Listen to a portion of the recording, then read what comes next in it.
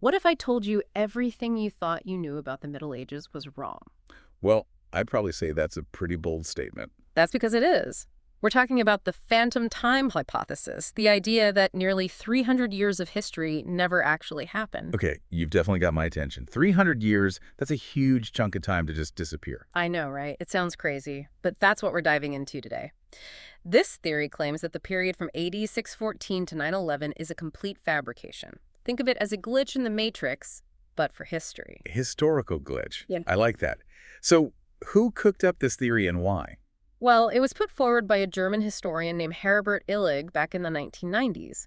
His theory claims that a group of powerful figures, including Holy Roman Emperor Otto III, Pope Sylvester II, and Byzantine Emperor Constantine VII, conspired to rewrite history.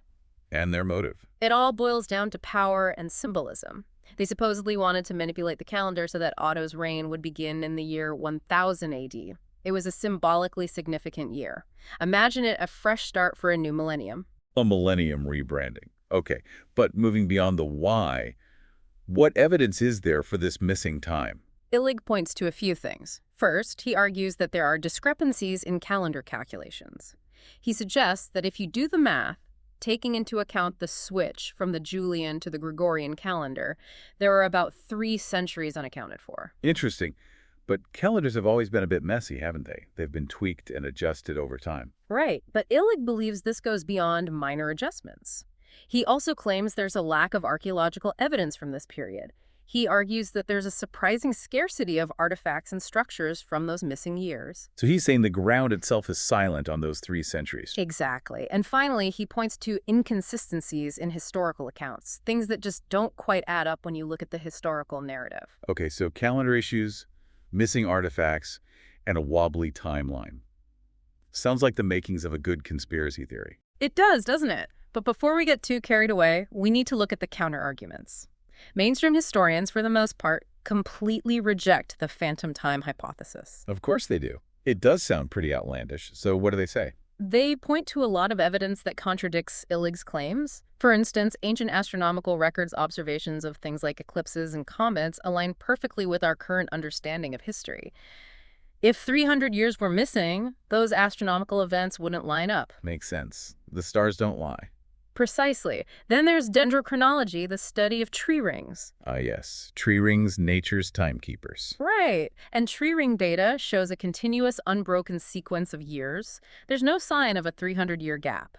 The trees were clearly still growing during those allegedly phantom years. So the trees say time marched on.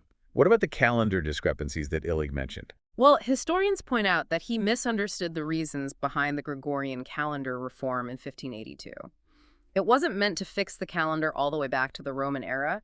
It was specifically designed to realign the calendar with the seasons for the purpose of calculating Easter. So the missing days that Illig is talking about were never actually missing. That makes a lot more sense.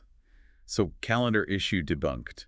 What about his claim that the historical narrative is inconsistent? Well, historians argue that Illig's interpretation is based on a very Eurocentric view of history. While the early Middle Ages might seem a bit dark from a European perspective, there's plenty of evidence of historical continuity in other parts of the world. Right. The world doesn't revolve around Europe. Exactly. We have records from China, the Islamic world, even the Americas that all show a continuous flow of history during the 7th, 8th, and 9th centuries.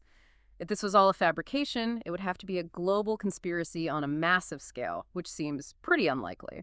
It would require some serious coordination. So, if the phantom time hypothesis is pretty much debunked, why do you think it still intrigues people? I think it has to do with the allure of the unknown and the desire for simple explanations. People love a good mystery, and the idea of a hidden chunk of history is pretty enticing. It also plays into this idea of the Middle Ages as a dark and mysterious time.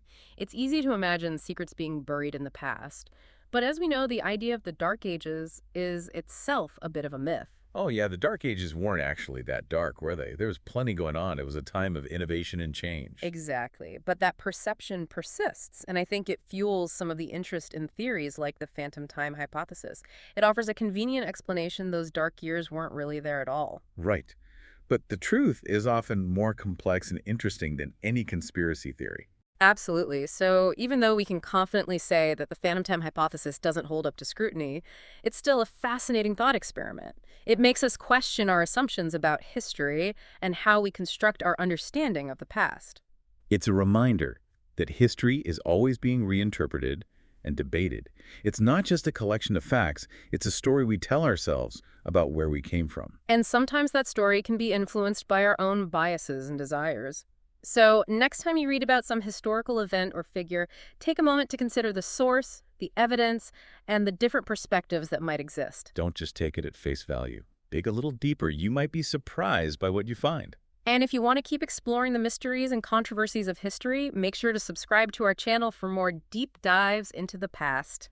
Thanks for listening. See you next time.